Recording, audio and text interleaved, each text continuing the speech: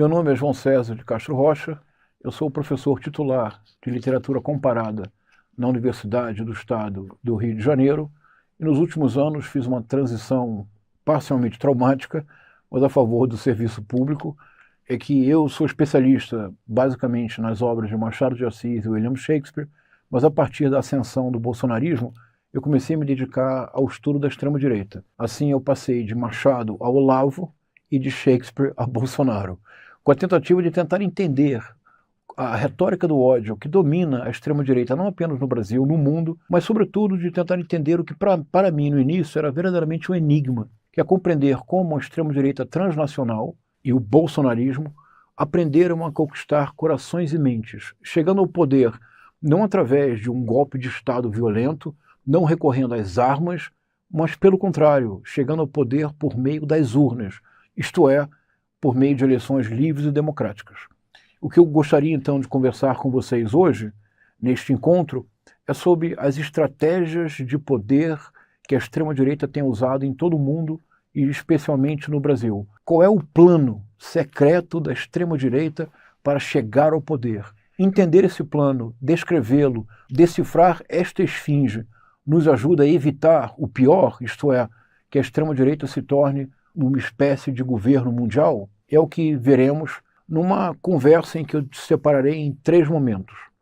No primeiro momento, eu tentarei mostrar o plano mais geral da extrema-direita transnacional como uma resposta à mais séria crise enfrentada pelo capitalismo nos últimos séculos, a mais séria crise que o capitalismo jamais enfrentou. Caracterizar esta atual crise do capitalismo é indispensável para entender o avanço transnacional da extrema-direita, porque este avanço é uma resposta a esta crise. Será o nosso primeiro passo.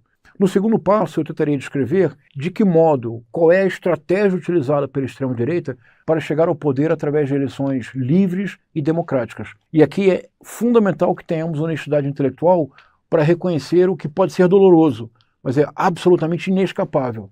A extrema-direita chega ao poder conquistando corações e mentes, sobretudo das gerações mais jovens. Como é possível? Quais são as estratégias utilizadas? Será o nosso segundo passo. O terceiro passo consistirá em compreender qual será a estratégia futura da extrema-direita no Brasil, especialmente com vistas às eleições de 2026. O contexto do avanço transnacional da extrema-direita corresponde a uma crise do capitalismo. As crises sérias do capitalismo, historicamente, sempre a resposta foi um endurecimento político e uma tendência ao desenvolvimento de governos nazifascistas. Nas décadas de 20 e 30 do século XX, uma crise do capitalismo liberal, uma crise da democracia representativa, da democracia liberal burguesa, levou à ascensão do nazifascismo. Posteriormente, com a crise do petróleo na década de 70, uma crise do capitalismo financeiro na década de 70, levou ao recrudescimento de práticas neoliberais, especialmente nos governos de Ronald Reagan e da Margaret Thatcher.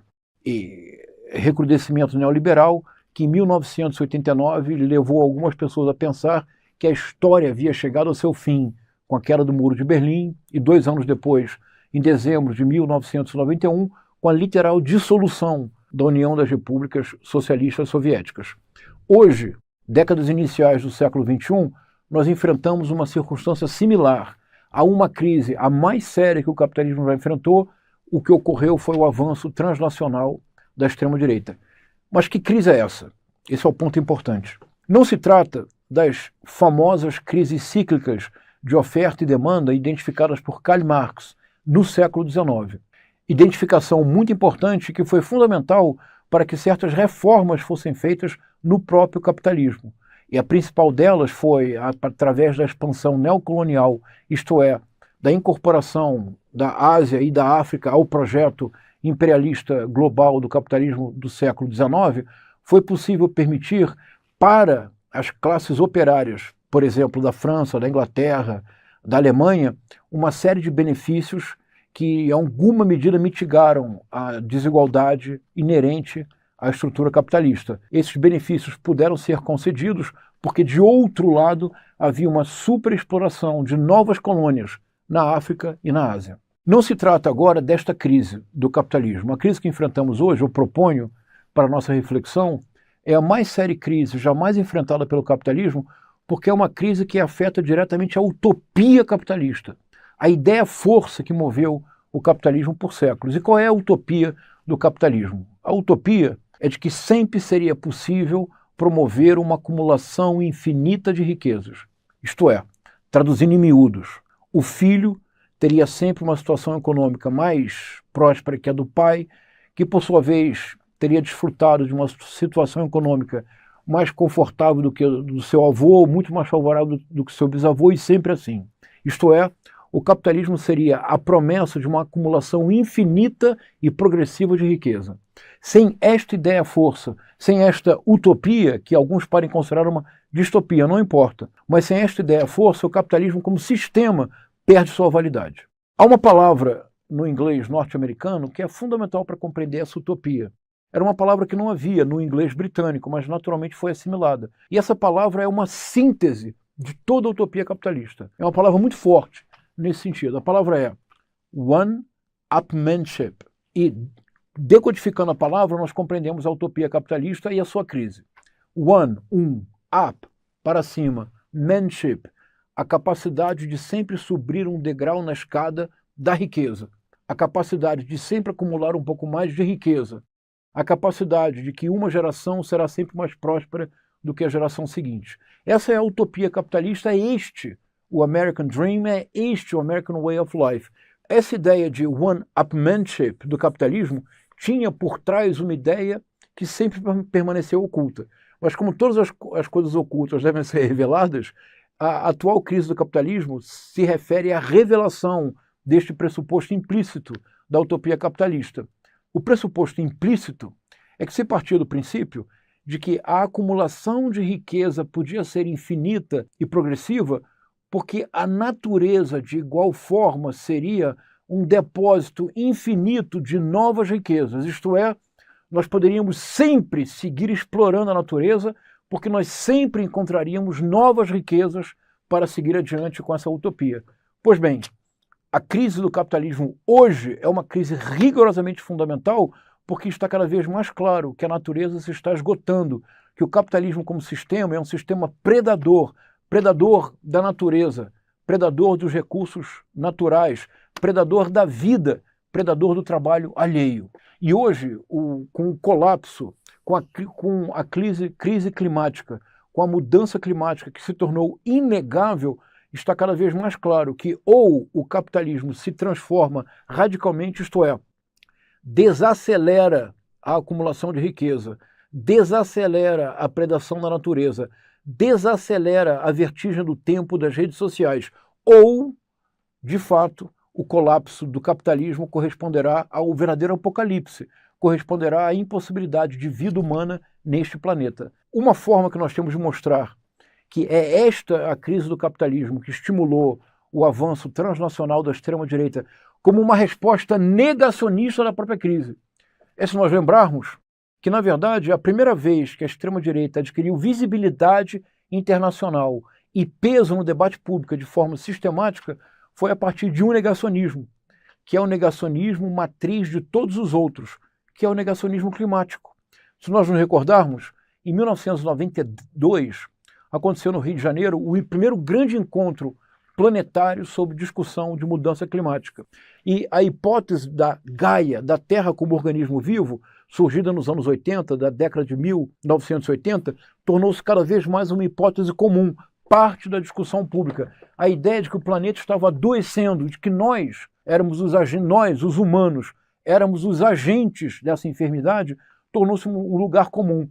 Surgiu inclusive um conceito novo, o conceito de antropoceno. E a ideia é uma ideia muito chocante. Quando se usa geralmente a palavra ceno, nós nos referimos a idades geológicas. Quando nós nos referimos a idades geológicas, nós podemos estar falando de centenas de milhares, de centenas de milhões de anos. A ideia do antropoceno é que pela primeira vez na história do planeta Terra, a ação humana pode produzir mudanças geológicas irreversíveis, isso no espaço curtíssimo de 2, 3 séculos, o que em termos de era geológica é simplesmente um segundo. Então, o antropoceno seria uma configuração conceitual dessa crise. Nós não podemos seguir explorando o planeta, nós não podemos seguir predando a natureza como fizemos a partir da Idade Moderna e como é a base da própria ideia do sistema capitalista. O esgotamento da natureza, portanto, é um limite intransponível. O capitalismo ou produz uma transformação radical da sua dinâmica ou não haverá mais mundo algum para a predação capitalista. Essa crise ela teve como resposta imediata o negacionismo climático, que somente nos últimos 5 anos tem deixado de ser importante no debate público, porque uma coisa é um discurso de negacionismo climático nos anos 80, nos anos 90, até digamos, a primeira década do século XXI. Mas hoje, 2025, um simples discurso de negacionismo climático, ele já não dá conta do que de fato acontece diante dos nossos olhos, as profundas e radicais transformações climáticas em todo o planeta. Portanto, o simples negacionismo climático não é mais capaz de dar conta do desafio. Qual foi a resposta encontrada pelo capitalismo para não aceitar a necessidade imperiosa de uma transformação radical das suas práticas? Essa é a hipótese que eu proponho para o avanço da extrema-direita transnacional. Este avanço corresponde à resposta que o capitalismo procura dar. E são 3 os pontos principais dessa resposta. São 3 os pontos principais, portanto, do avanço da extrema-direita transnacional, cujo marco zero, cuja origem é o negacionismo climático. Em primeiro lugar, ocorre o que eu denomino de neoliberalismo predador. Isto é uma espécie de ressurreição do discurso neoliberal que teve uma primeira imposição traumática através do laboratório do governo da ditadura militar do Augusto César Pinochet no Chile, com um golpe dado no dia 11 de setembro de 1973, e que impôs de maneira radicalmente violenta, através de uma ditadura sangrenta, impôs o primeiro laboratório mundial de neoliberalismo, depois consagrado nas políticas de Margaret Thatcher e Ronald Reagan.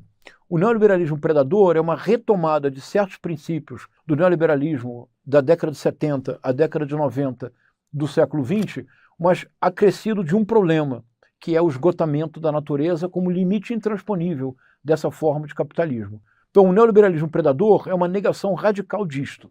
2 exemplos apenas. Há muitos, mas 2 exemplos apenas. Quando houve a tentativa de golpe de Estado na Bolívia, com apoio norte-americano, nas redes sociais do Elon Musk, alguém questionou o apoio que ele havia dado ao golpe. Resposta do Elon Musk, numa postagem que se tornou célebre. Ele disse: "Nós daremos golpe onde for necessário." E terminava dizendo, "deal with it." Ou seja, numa tradução popular, deal with it quer dizer aceita que dói menos, ou aprenda a lidar com esta circunstância. A circunstância de que o imperialismo norte-americano dará o golpe onde desejar e por quê, com qual finalidade? Ter acesso a recursos minerais indispensáveis para a tecnologia da informação, como, por exemplo, lítio, nióbio, entre outros recursos naturais. E a Bolívia tem jazidas riquíssimas de lítio. Sem lítio, as empresas do Elon Musk não dão um passo adiante sequer. Segundo exemplo, que na verdade é um exemplo que se desdobra. No discurso de posse do Donald Trump, no dia 20 de janeiro, agora de 2025, o Donald Trump, em primeiro lugar, anunciou um projeto.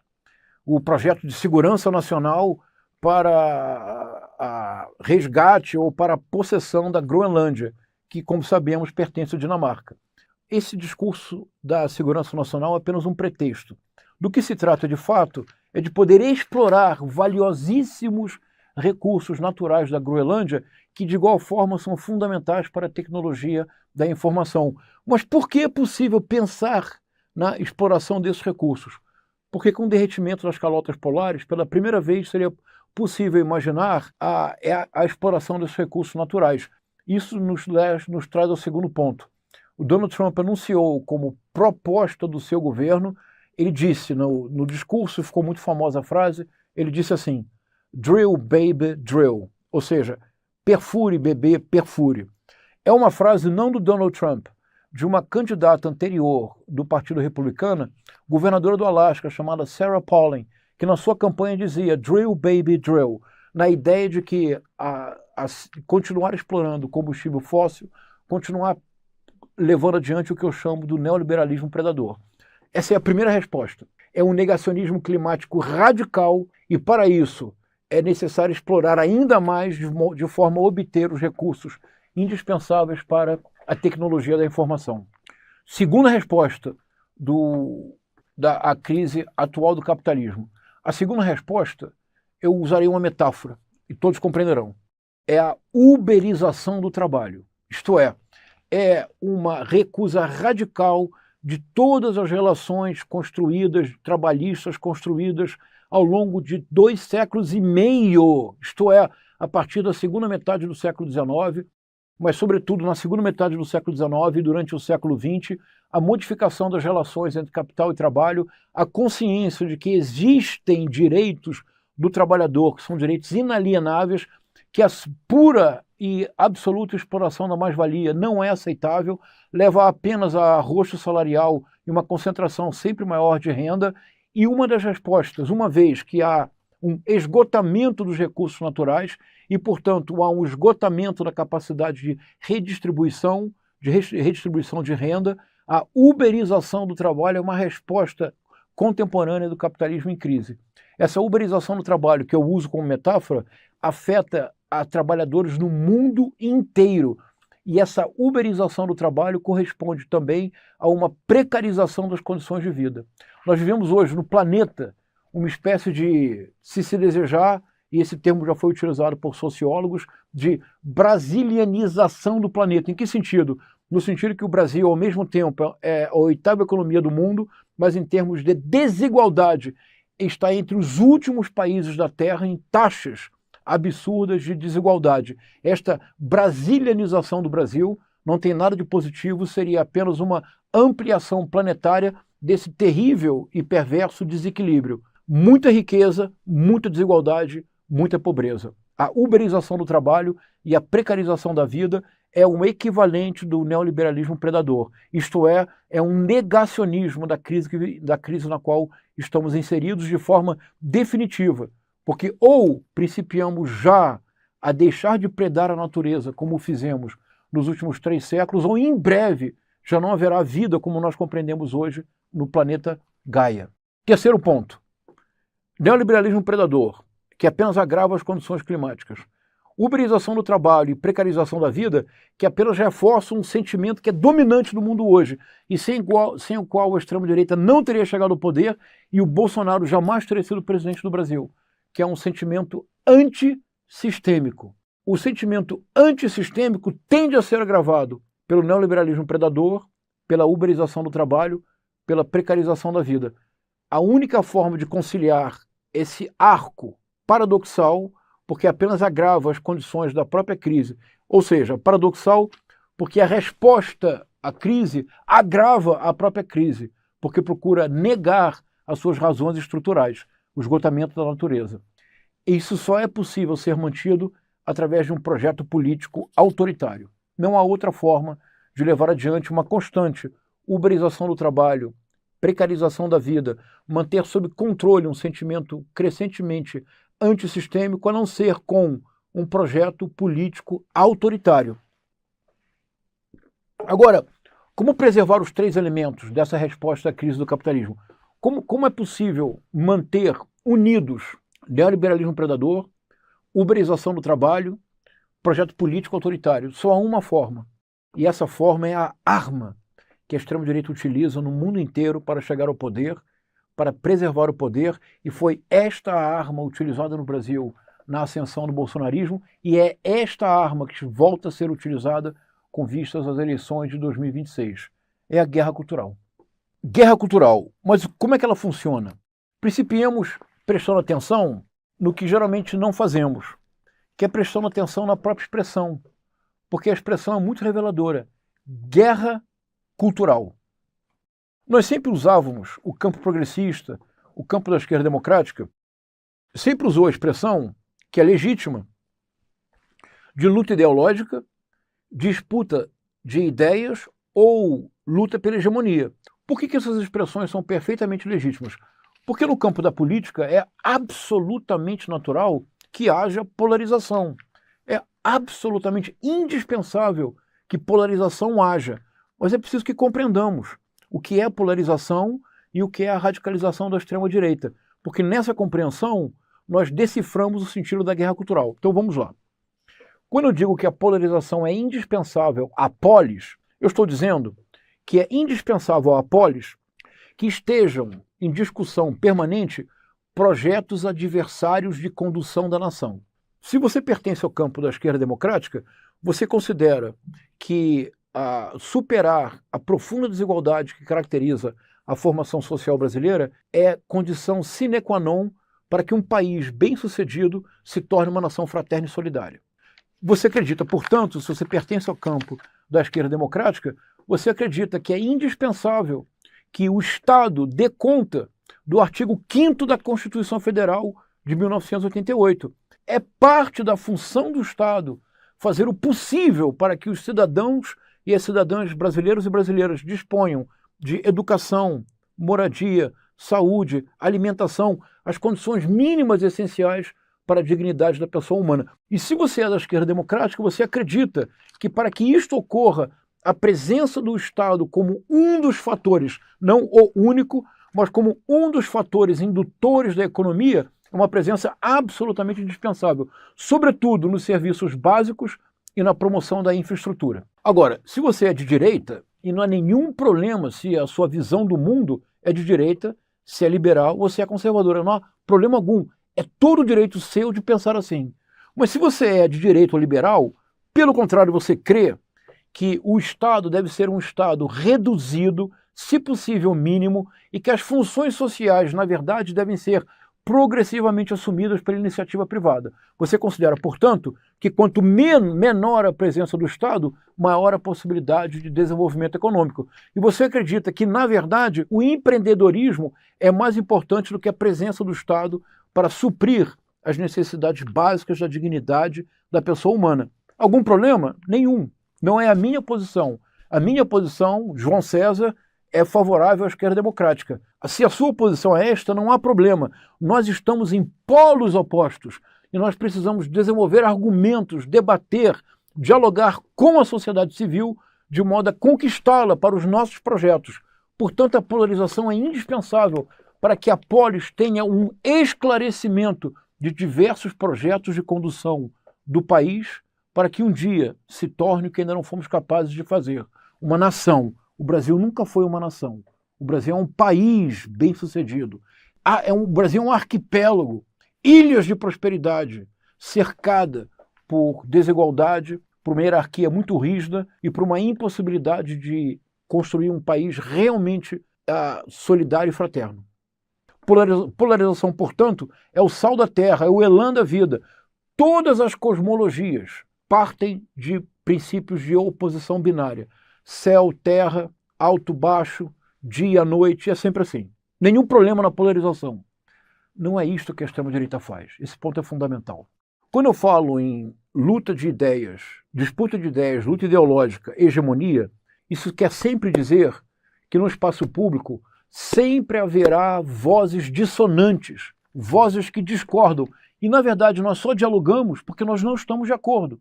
Se todos nós pensássemos exatamente a mesma coisa, o mundo seria dominado por um silêncio absoluto. Seria o sonho do budismo, um silêncio absoluto porque não há nada para discordar, porque todos estamos de acordo com rigorosamente tudo. Mas não é isto que a guerra cultural implica. A ideia de guerra cultural, a ênfase está no primeiro termo. É uma guerra.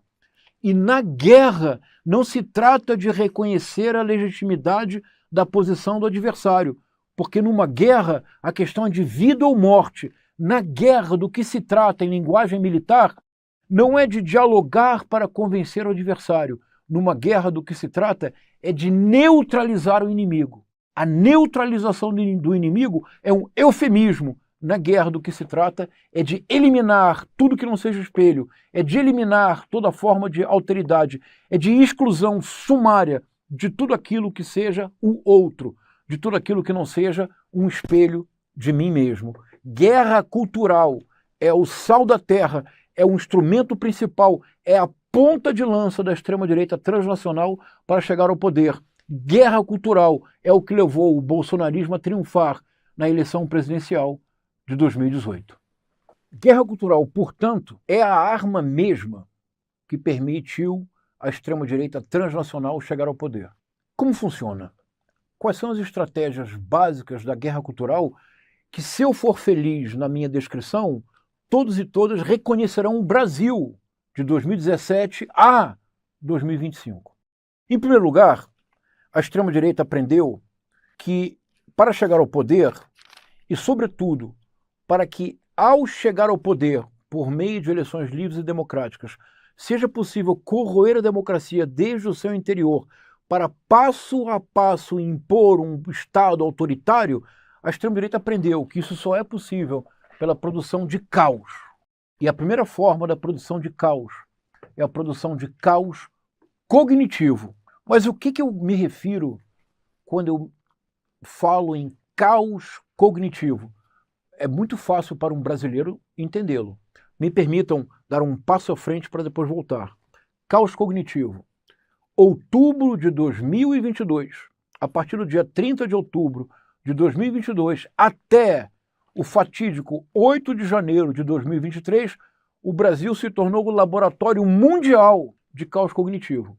Vou citar apenas um exemplo, porque eu vou retornar a ele no final do nosso encontro. Vou mencioná-lo rapidamente para deixar claro o que eu quero dizer com caos cognitivo. Em Porto Alegre, uma das cidades brasileiras com maior índice de IDH, índice de desenvolvimento humano, que é muito importante porque trata do bem-estar e, sobretudo, de níveis educacionais. Em Porto Alegre, uma das capitais brasileiras com maior índice de IDH de todo o país, um grupo de gaúchos em praça pública se reuniu com os celulares na cabeça em posição horizontal para pedir socorro a alienígenas para manter Jair Messias Bolsonaro no poder. O efeito é cômico, mas é preciso passar da caricatura à caracterização. Só é possível que isto ocorra no nível coletivo quando o caos cognitivo foi produzido de maneira exitosa. A extrema-direita não existe sem a produção de caos cognitivo. Mas como se produz esse caos cognitivo? Através da criação do mais poderoso ecossistema de desinformação jamais experimentado pelo Homo sapiens. Ou seja, na nossa história, nunca houve um ecossistema de desinformação tão eficiente quanto esse produzido pela extrema-direita transnacional. A tal ponto que hoje no mundo não é exagero pensar que centenas de milhões de pessoas são reféns de uma profunda dissonância cognitiva coletiva. Esse ecossistema de desinformação, ele tem como base duas estratégias. De um lado, um discurso antissistema. De outro lado, o que eu denomino retórica do ódio. Mas como funciona esse ecossistema de desinformação? Eu vou descrevê-lo brevemente e creio que vocês reconhecerão os seus próprios cotidianos na descrição que farei. Esse ecossistema de desinformação no mundo inteiro, não apenas no Brasil, ele é composto por 5 elementos. Esses 5 elementos constituem o que eu proponho denominar de midiosfera extremista. Os 5 elementos, 4 são internos, 1 é externo. Como funciona? Veja, em primeiro lugar, uma poderosíssima corrente de WhatsApp. No Brasil, nós vivenciamos a força das correntes de WhatsApp na eleição presidencial de 2018, com a difusão de fake news que se tornaram célebres e que realmente tiveram impacto na eleição do Jair Messias Bolsonaro. A principal delas, a mamadeira erótica. A importância das correntes de WhatsApp no mundo inteiro é que nas correntes de WhatsApp, a transmissão de teorias conspiratórias e de fake news, elas são revestidas da credibilidade que é conferida pelo fato de que são pessoas conhecidas, são núcleos familiares, são núcleos de amigos, são círculos de amizade que difundem essas mensagens, conferindo à mensagem, por mais absurda que pareça, um quê de credibilidade. 1. Correntes de WhatsApp. 2. Redes sociais. No mundo inteiro, até muito pouco tempo atrás, as redes sociais eram uma espécie de território livre para a extrema-direita. E eu nem sequer estou me referindo ao chamado Deep Web. Eu estou me referindo às redes sociais, abertas, cotidianas, usadas por todos, 24 horas por dia, 7 dias por semana. Hoje, X, Instagram, Facebook, as redes sociais, até muito pouco tempo atrás, eram território livre da extrema-direita. No caso brasileiro, temos um exemplo, que é um exemplo definitivo. Olavo de Carvalho, ao mudar-se para os Estados Unidos em 2005, no ano seguinte ele criou um programa de rádio que era transmitido pelo YouTube, o The True Outspeak. Em 2007 ele criou o curso online de filosofia. E de 2006 até 2018, 12 anos, Olavo de Carvalho reinou sozinho nas redes sociais, porque nós, elegantes e chiques do campo progressista, não prestávamos atenção, considerávamos as redes sociais algo menor, algo que não exigiria nossa atenção. E durante mais de uma década, Olavo de Carvalho formou dezenas, talvez centenas de milhares de pessoas na retórica do ódio. Em boa medida, hoje, o espaço público brasileiro é intransitável, é quase impossível ter um diálogo verdadeiro, porque a retórica do ódio tornou-se a respiração artificial de centenas de milhares de pessoas neste país, incluindo políticos como o clã Bolsonaro. Então, já temos dois elementos: correntes de WhatsApp, redes sociais. Acrescentemos um terceiro: aplicativos, como, por exemplo, Discord, Telegram, ou aplicativos como o Mano, que por muito tempo era um aplicativo que teve como garoto propaganda Flávio Bolsonaro. Ou, para quem tiver algum momento de melancolia ou de nostalgia, se quiser pensar que o mundo pode ser melhor, vá no Facebook e entre na TV Bolsonaro. 24 horas por dia, 7 dias por semana, notícias do clã Bolsonaro, com destaque, claro, para Jair Messias Bolsonaro. 3 elementos: correntes de WhatsApp, redes sociais, aplicativos. 4º elemento: o elemento que é o verdadeiro porto, que é o elemento de concentração da radicalização no mundo inteiro e, portanto, no Brasil. Um sistema integrado de canais de YouTube. O YouTube no mundo inteiro é o principal veículo de radicalização política e, portanto, o principal veículo de difusão da extrema-direita. Esses 4 elementos reunidos já é um ecossistema absolutamente assustador. Canais de WhatsApp, redes sociais, aplicativos, canais de YouTube. E assustador porque ele se retroalimenta. Um vídeo de YouTube vira corte para a rede social, que vira corte para o WhatsApp. Uma notícia do aplicativo se desdobra numa matéria do YouTube, que vira corte mais uma vez para o WhatsApp, que por sua vez é utilizado nas redes sociais. O sistema se retroalimenta. Mais do que isso, o sistema se retroalimenta e é uma máquina de monetização em todos os níveis. O YouTube e as redes sociais são máquinas poderosíssimas de monetização. E para as plataformas, quanto mais radical, quanto mais virulento, quanto mais violento, quanto mais agressivo o discurso, mais atenção captura. Quanto mais atenção captura, mais dinheiro produz. Há, portanto, uma afinidade estrutural profunda entre a radicalização da extrema-direita e a monetização das plataformas. Isso por si só já é um ecossistema mais poderoso, jamais experimentado pelo Homo sapiens. Há um 5º elemento, que torna tudo mais grave e mais difícil. É o que eu chamo da mídia favorável à monetização fácil. E aqui vamos dar nome aos bois. A situação que vivemos é muito grave. Nos Estados Unidos, Donald Trump não teria chegado ao poder em 2016, não teria retornado ao poder em 2024 sem canais de televisão como Fox News. A Fox News é um sistema constante de enorme alcance de difusão de teorias conspiratórias e de fake news. No Brasil, a Rádio Jovem Pan tornou-se a Fox News do Bolsonaro. Pelo trabalho que eu faço de investigação dos discursos e das estratégias da extrema-direita, entre 2018 e 2022, eu assisti diariamente à Jovem Pan. Eu tenho na minha cabeça a grade inteira de programação da Jovem Pan. E eu posso afirmar, sem a Rádio Jovem Pan, a radicalização que ocorreu neste país entre o dia 30 de outubro de 2022, resultado oficial do segundo turno das eleições, com vitória da Frente Ampla, do presidente Lula e do vice-presidente Geraldo Alckmin, e o dia 8 de janeiro, aí contando o bloqueio das estradas e, posteriormente, os acampamentos diante de quartéis, esta radicalização não teria acontecido com a intensidade que ocorreu sem o apoio explícito da Rádio Jovem Pan. Esses 5 elementos, por si só, já são assustadores, mas fica ainda pior. Porque os partícipes, e quando eu digo os partícipes desse ecossistema de desinformação no mundo inteiro, Eu não estou me referindo a 10 pessoas, a 30 mil pessoas, a 500 mil pessoas. Eu estou me referindo aos 58 milhões de eleitores de Jair Messias Bolsonaro no dia 30 de outubro de 2022. Eu estou me referindo aos mais de 70 milhões de eleitores de Donald Trump em 2024. Os partícipes desse ecossistema de desinformação estabeleceram entre eles um pacto, que é um pacto que o querido Riobaldo, do Grande Sertão Veredas, do Guimarães Rosa, que o tempo todo no romance discute se há ou não um pacto com o diabo, nem o Riobaldo faria o pacto que voluntariamente esses partícipes fizeram. O pacto é informar-se somente no interior do ecossistema de desinformação, rejeitar radicalmente qualquer informação que contradiga uma teoria conspiratória, 2 ou 3 fake news.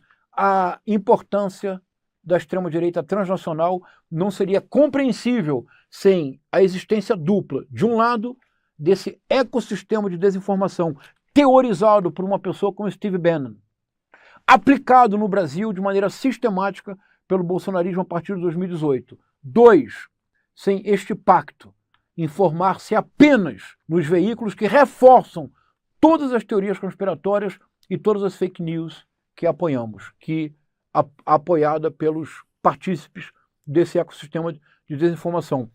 A retórica do ódio consiste numa série de estratégias discursivas que levam à demonização do outro, a transformação do adversário não em alguém que pensa de forma legítima, de maneira distinta da minha, mas a transformação do adversário em inimigo, que por isso mesmo deve ser eliminado.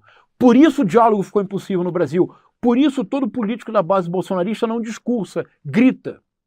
É a retórica do ódio internalizada, como se fosse algo natural. Não é. A retórica do ódio é o oposto do que nós precisamos.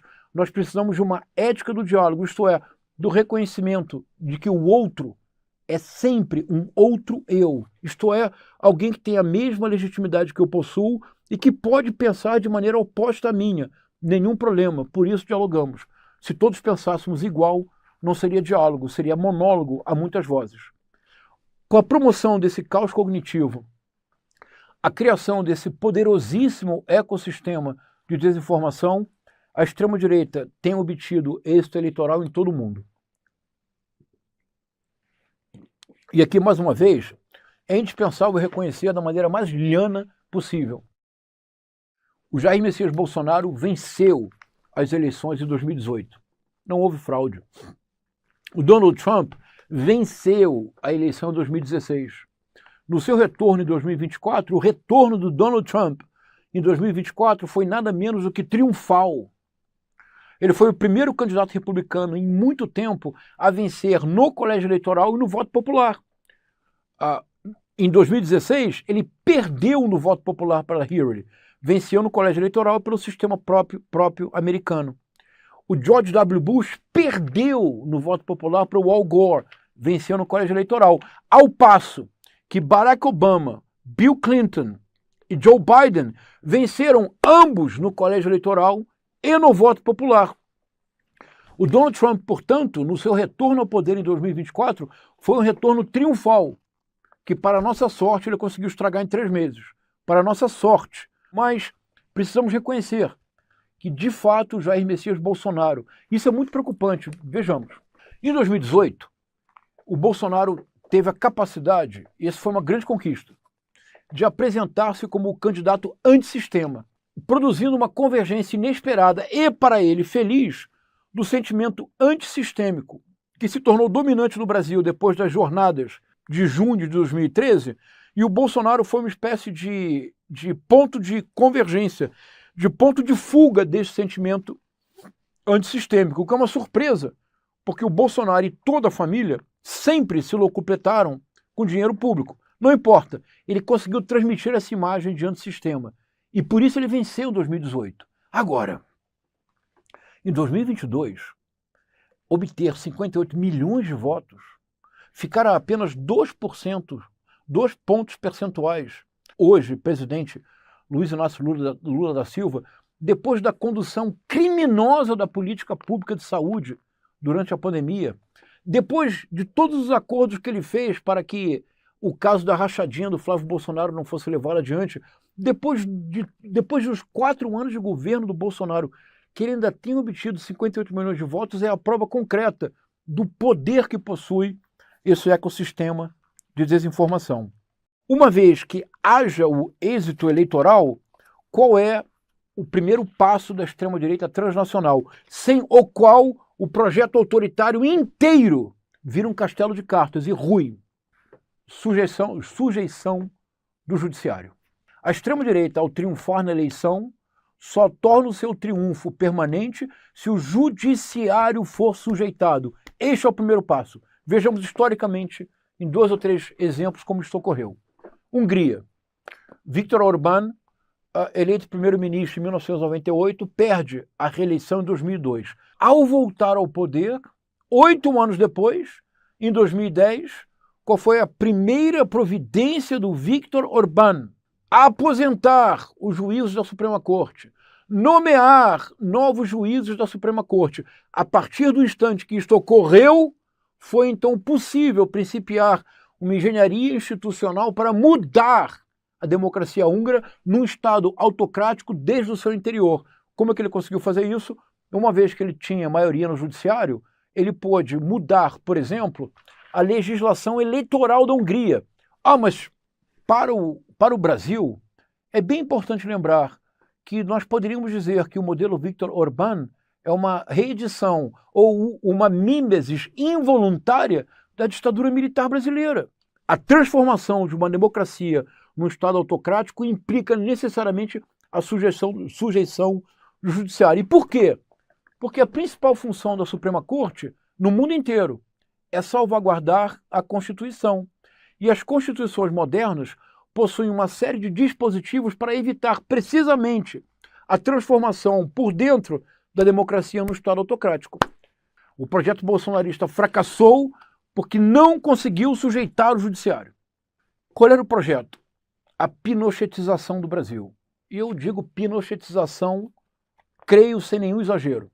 Isto quer dizer supressão radical dos direitos do trabalho, retirada do Estado dos serviços públicos, o que implica a voucherização da vida pública. Um país como o Chile privatizou rigorosamente tudo. Privatização indiscriminada, exatamente como Tarcísio de Freitas quer fazer em São Paulo.